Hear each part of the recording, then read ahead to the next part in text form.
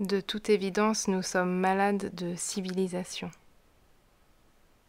De toute évidence, nous sommes malades de civilisation. De toute évidence, nous sommes malades de civilisation.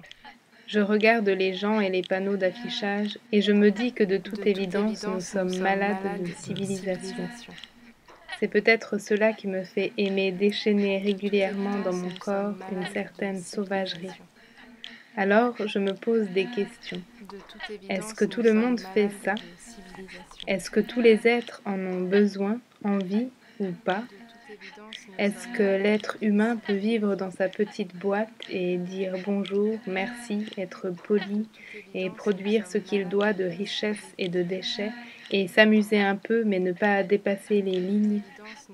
Quand je regarde le hall de la gare, je me dis que nous sommes une civilisation civilisée à l'extrême et que nous ne pouvons le supporter. La plupart des êtres présents dans ce hall trouvent un échappatoire tactile et virtuel grâce à leur meilleur ami de poche, dans lequel ils mirent le reflet fuyant d'une liberté. D'autres se murent en un silence replet qui se contreplaît, se disant que ce n'est qu'un mauvais moment de civilisation à passer. Ensuite, quand ils sortiront du hall pour retrouver la sphère privée, ils pourront hurler des chants, danser, rôter, haleter, mais le feront-ils? Que feront-ils pour se déchaîner de ce qui enchaîne? De la course à pied? De la guitare? Des crises de larmes?